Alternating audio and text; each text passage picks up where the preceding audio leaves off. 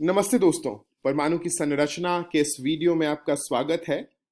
इस वीडियो में हम इलेक्ट्रॉनिक विन्यास यानी इलेक्ट्रॉनिक कॉन्फ़िगरेशन के बारे में पढ़ेंगे, जो हमारे चैप्टर का आखिरी टॉपिक है।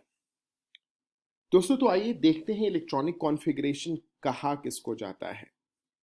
जो सेल्स हैं और उपकक्ष हमारे पास हैं, जो ऑर्बिट एंड ऑर्बिटल्स में इलेक्ट्रॉन के वितरण को परमाणु का इलेक्ट्रॉनिक विन्यास कहा जाता है। जिस तरीके से इलेक्ट्रॉन ऑर्बिट और ऑर्बिटल में अरेंज होते हैं, वितरित होते हैं, उसी को इलेक्ट्रॉनिक कॉन्फ़िगरेशन कहा जाता है।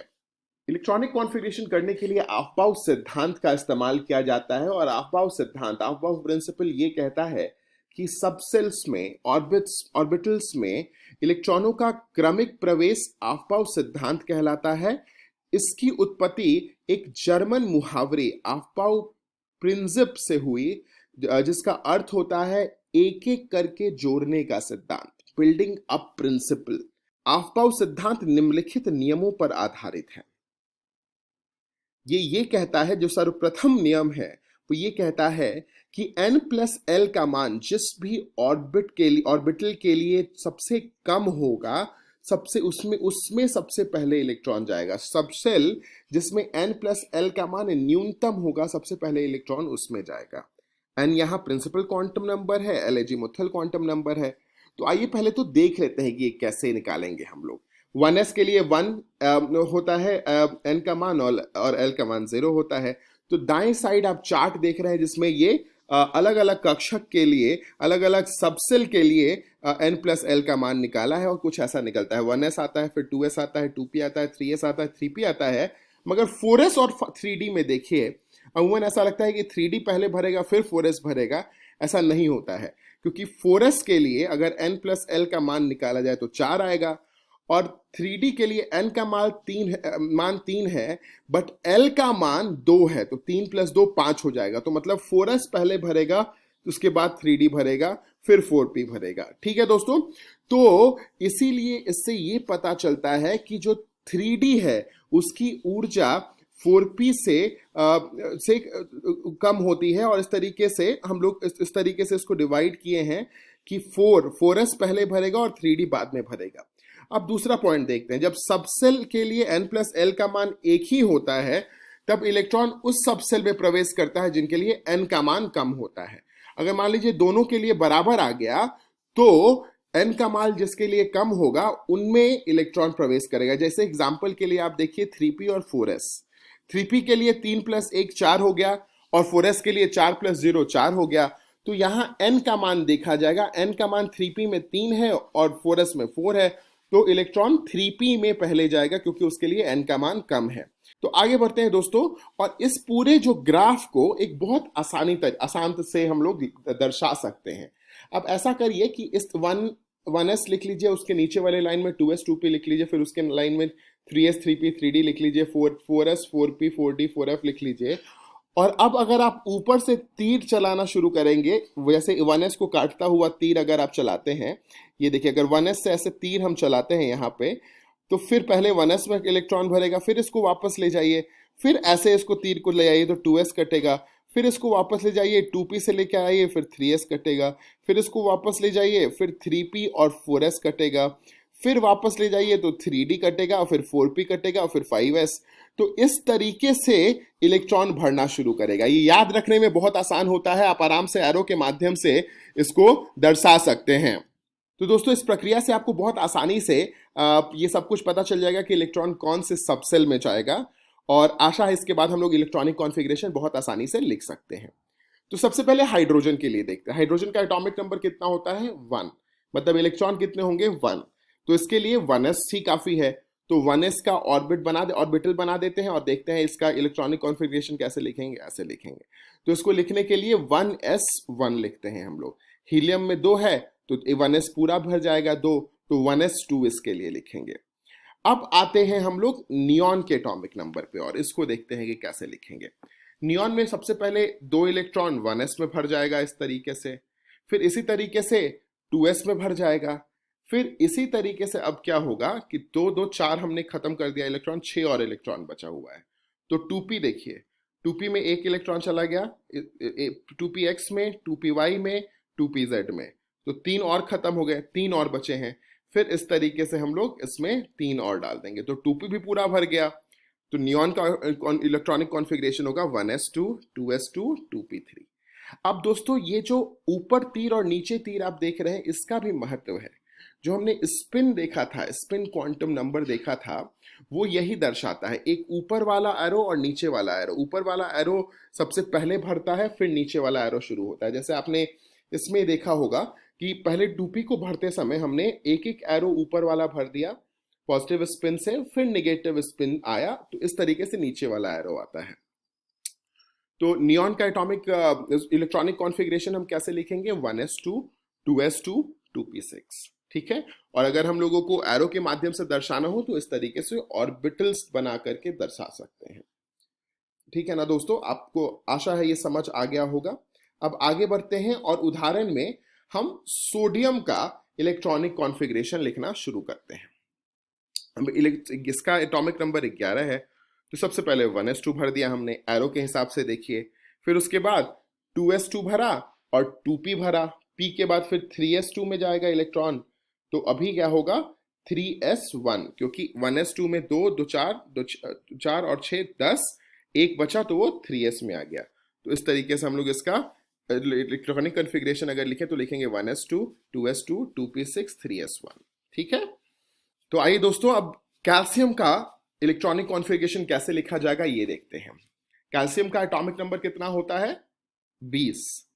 अब इसमें हम लोग एरो के हिसाब से चलें। सबसे पहले 1s2 भर देते हैं, 2s2, 2p6 भर देते हैं, टोटल 10 इलेक्ट्रॉन हो गए, 10 और भरने हैं हमें।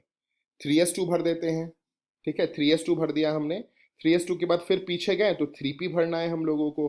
3p6 भर दिया, क्योंकि 6 पूरे 6 के पूरे 6 इलेक्ट्रॉन हमारे पास हैं, तो अभी तक 18 इलेक्ट्रॉन हमने भर दिया। अब एरो की दिशा देखिए, अब 3d में इलेक्ट्रॉन नहीं जाएगा, क्योंकि एरो की दिशा 4s पे पहले आ रही है, तो 4s2 भरेगा। समझे दोस्तों? 3d 0 रहेगा, तो इसलिए कैल्शियम का अगर इलेक्ट्रॉनिक कॉन्फ़िगरेशन लिखें तो ऐसा आएगा 1s2, 2s2, 2p6, 3s2, 3p6, 3d 0, 4s2।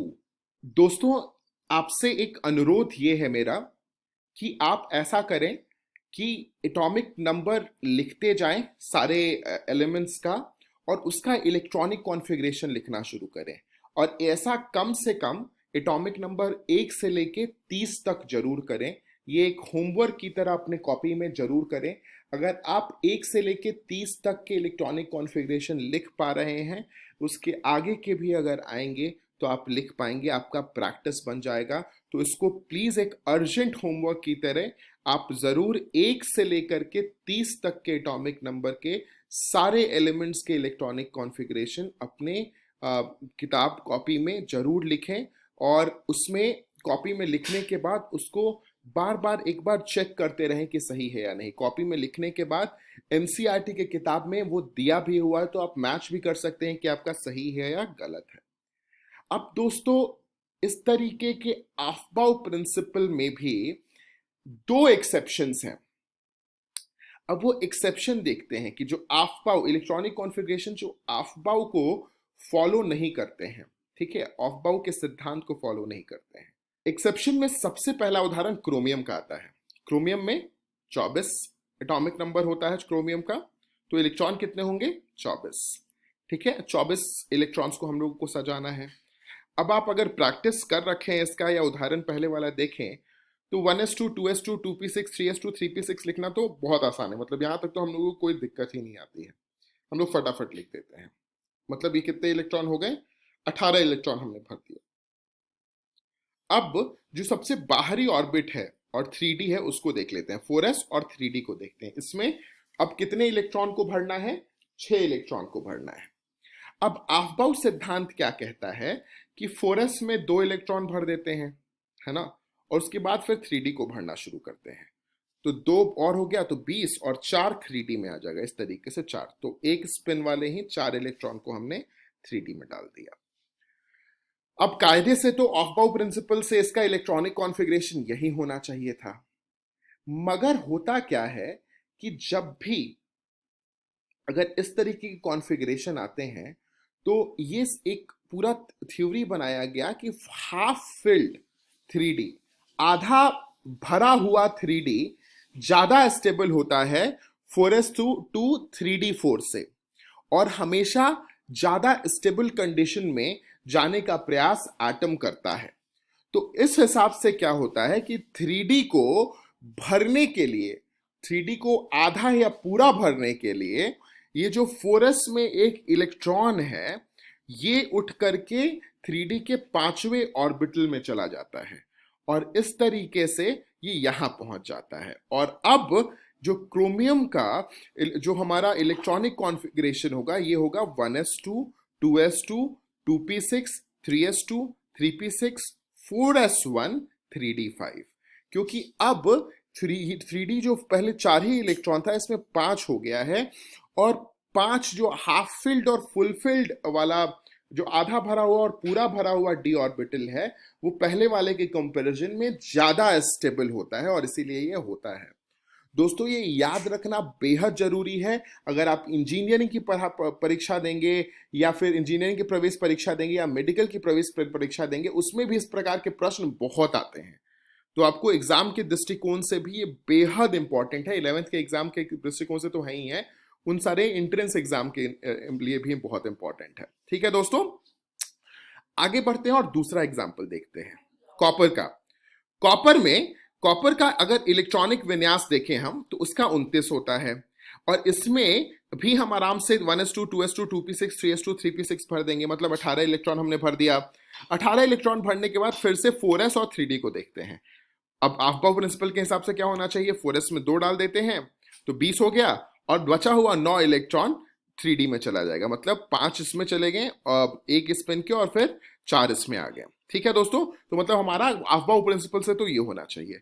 फिर से आप देखिए कि ये फुल फिल्ड के जो पूरा भरने के बेहद करीब है ये, तो अब इसमें क्या होगा कि 4s का 1 इलेक्ट्रॉन यहाँ आ जाएगा और 4s में 1 ही रह जाएगा और 3D में 10 हो जाएगा। तो कॉपर का भी उसी तरीके से फुल फिल्ड पूरा भरा हुआ 3D ऑर्बिटल ज्यादा स्टेबल होता है पहले वाले कंडीशन से, इसलिए 1s2 2s2 2p6 3s2 3p6 4s1 3d 10 हो जाता है। दोस्तों कॉपर और क्रोमियम का दोनों का केस बेहद इंपॉर्टेंट है इलेक्ट्रॉनिक कॉन्फ़िगरेशन में, और मैं फिर से दोहरा रहा हूं 1 से लेकर 30 तक के सारे इलेक्ट्रॉनिक कॉन्फ़िगरेशन अपने किताब अपने नोटबुक में लिखिए और पुस्तक से फिर मिलाइए कि आपका सही है या नहीं। ठीक है दोस्तों, तो यहां इस पार्ट का हम अंत करते हैं और देखते हैं कि आज हमने क्या पढ़ा। आज हमने इलेक्ट्रॉनिक कॉन्फ़िगरेशन लिखना सीखा और उसके आफ्बाउ प्रिंसिपल देखा, आफ्बाउ प्रिंसिपल के एक्सेप्शंस भी देखें। इस तरीके से स्ट्रक्चर ऑफ एटम का पार्ट यहां समाप्त होता है। अगले वीडियो में हम नए पार्ट की शुरुआत करेंगे। धन्यवाद।